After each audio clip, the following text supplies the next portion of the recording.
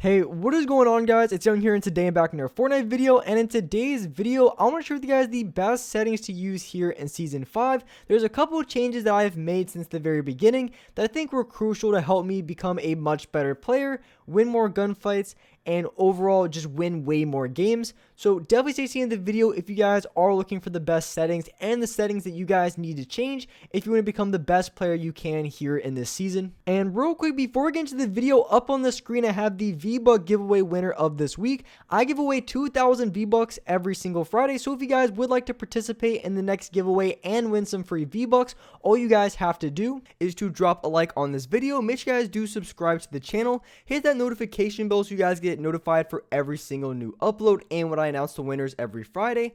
And lastly, make sure you guys put down your Xbox gamer tag, your PSN gamer tag, or Epic account down in the comment section below, and you guys will be automatically entered into the giveaway.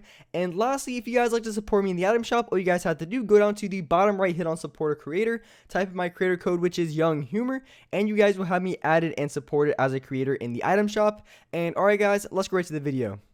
Alright, so in this video, I'm going to be sharing with you guys the best settings to use here in this season. I'm going to show you guys a couple of changes that I've made that I think you guys should as well if you want to be able to become the best player you can and overall just have the best, most optimized settings. So hopping into the settings that I have that I would recommend as well. So going into the video settings, as far as colorblind, I am on the third one. A lot of you guys ask me what colorblind I have. I either go between off or this one. Just depends on what I'm feeling and for the content as well.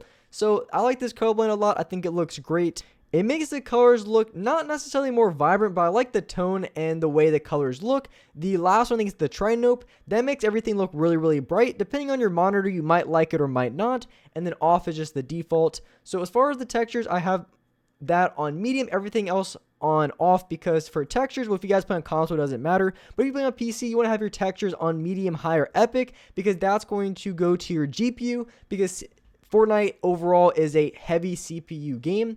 And as far as the bottom settings, the NVIDIA Reflex Low Latency, I like to have that on plus boost, but for whatever reason, it gave me some micro stutters. It felt really responsive, but I probably just don't have the updated driver, so I need to update my drivers and then try it again. Like I said, just make my game feel a little stuttery, so I end up turning it off, but that setting really made everything feel very smooth, very responsive, and reduced my input delay. Also, you want to make sure you have the auto open door feature. That way you don't lose any of your momentum if you happen to mess up a wall edit, because if you want to become a really great player in this game, especially against sweaty players, you can't lose your momentum and you can't lose your speed. So making sure you have that setting on if you guys don't already is a must. I do have confirm edit on release. A lot of people ask me if I have that setting. I do. I really like it. I think you guys should use it as well. Next is going to be the record replays. Definitely have this setting off because it's going to affect your FPS if you have this setting on, unless you actually use the replays to maybe go back and watch some of your gameplay. Otherwise, just turn the setting off. There's no reason to have it on, and it can mess up a little bit of your FPS. So make sure you guys have this setting off. And the next setting is going to be the HUD scale. Now, I recommend anything from 80% to an 85%. Anything in that range is going to be great for minimizing your HUD scale a little bit, like your minimap and your guns, so it doesn't take up too much on your screen, but not too small to the point where it's hard to see. So going into the settings that I have, I have a 2.4 building, a 2.3 editing, with a 48% and a 47% for my X and Y sensitivity. The couple changes that I made from my previous settings video is I end up raising pretty much all of my sensitivities as far as building, editing, and also my horizontal and vertical. I want to specifically be talking about the building and editing sensitivity because those are going to be the most important for the season. And one thing that I've noticed that has really made a big difference on as far as just being able to win more games is having a higher building sensitivity.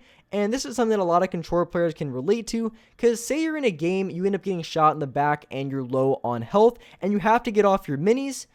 So what's going to happen is if you play on controller, it's going to be a little more difficult because you have to press left and right bumper to go over to your minis. Then you have to box up and then you're able to get your minis off. So say an example, you get shot in the back and you want to get a mini off. So you have 2 seconds to get that mini off. Now what can cause that to be a little bit more difficult is if you're on a low building sensitivity and you're not able to box up quickly, that's going to take away time from you getting off your heels, meaning, and this is important because you go against a lot of sweaty players pretty often in games, meaning that you have to really rely on those split seconds, meaning you can't waste any more time than you have to be able to get off your heels. So playing on a high building sensitivity is going to be a great way to be able to get off your heels in those close quarter situations where you really need to get off heels. You're going against a sweaty player and need to buy yourself enough time.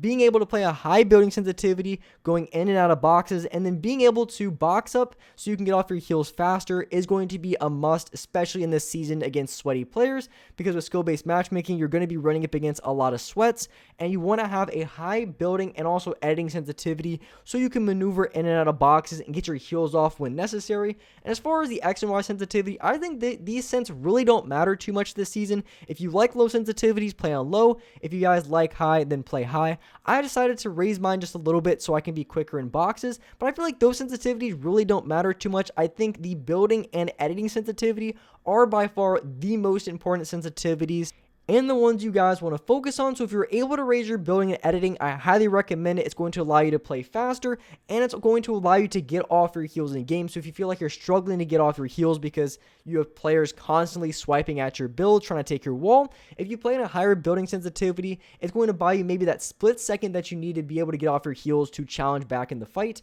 So going into my ADS sensitivity, I'm on a 12%, and I have a 0.12 look damping time, which I think you guys should recommend. I do recommend you guys to use this setting because it makes those small analog stick adjustments a lot easier to make, which it says in the description. And when you're using look damping time, it helps out a lot, and mainly it helps out when it comes to aiming from longer range with your assault rifle, but it can help out close range with your shotgun if you just happen to, because a lot of times what can happen is if you're in a box with your shotgun and you go to maybe for like a flick shot and you're just barely off the other player and you have to just slightly move off your analog stick, what can happen is if you have no look dampening time, you can overcorrect. So if you have to make just a small adjustment to line up your shot, what can happen is you can overcorrect, you can over rotate your crosshair, and even if you're able to hit your player that's in front of you, you're going to be hitting for low damages because it's not going to be properly aligned. So having look dampening time on can help you when you're moving your analog stick just over slightly to the left or right. So highly recommend this setting, can't recommend it enough, and you guys should give it a try. Now as far as what to play on, I play on a 0.12 look dampening time. You guys can play on anything from say a 0.06 all the way up to maybe 0.14 or 0.15. Anything in that range I think is going to be very good. Now, for as far as my dead zones, I'm a 13% and 12%. This really just depends on your controller, because if you have a lot of stick drift, then you want to raise your dead zones. And if you have no stick drift, then you want to play in as low dead zones as you can, because the lower your dead zones, the more responsive your controller is going to feel. It's almost going to feel like it has less input delay. So you want to make sure your dead zones are as low as you can possibly get them. But if you have a ton of stick drift, then you'd want to raise it up just a little bit. And then the full controller setting I have off. So those are going to be all of my main sensitivities and settings that you guys should have. I'm going to be showing you guys the binds that I'm currently running as well. But keep in mind, I do have 4 paddles, so that is going to affect your binds as well. So if you guys don't have 4 paddles, then these binds aren't going to be applicable to you. But also, just to mention, down in the pinned comment below, right under this video, I have a video link to the best controller binds for non-paddle and non-claw users, which is the majority of players probably watching this video. You guys are going to be on non-paddle and non-claw. So if you are looking for new binds and you need some new ones to try out, click that link in the pinned comment, because it is the by far best binds to use if you guys play with non-paddle and non-claw. So I do have 4 paddles, and just the binds that I have, if you guys would like to know, I have my upper left paddle as my pickaxe, which is bound to the left D-pad. My edit button is going to be on the upper right paddle, which is bound to the right on the D-pad. My jump button is going to be bound to my bottom left paddle, which is bound to the A button. And then how I place my bounce pads or traps is going to be on my bottom right paddle, which is bound to B. So just to run through it again, as far as my paddle setup, my upper left paddle is going to be my pickaxe. My bottom left is going to be jump. My upper right is going to be edit.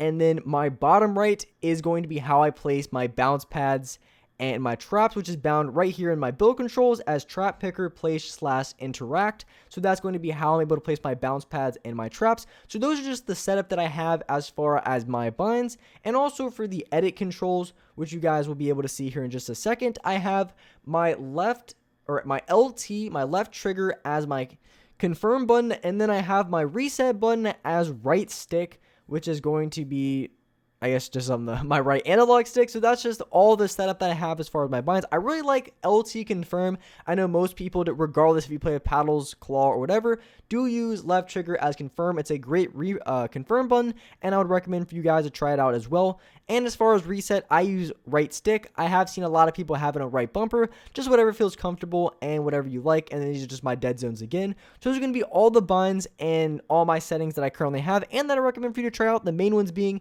is you want to try to adjust your building and editing sensitivity. I think that's going to be the main focus of this season, being able to get your heals off very quickly when necessary, and just to be able to catch up with a lot of keyboard and mouse players who are in and out of boxes, who are just sweating as hard as possible in your solo, duos, and squad games. You're going to have to need a higher building and editing sensitivity. Even if it feels a little bit too fast, you're going to have to play on a faster sensitivity if you want to be able to keep up and compete here in the season. But with that being said, I really appreciate you guys watching the video. Make sure you guys do drop a like, hit that subscribe button if you guys are new to the channel, hit that notification bell so you guys will get notified for every single new upload. And as well, I do live stream every day on the channel at 4:30 Eastern Standard Time. So make sure you guys do hit that notification bell so you guys will get notified when I go live on this channel every day at 4:30 Eastern Standard Time.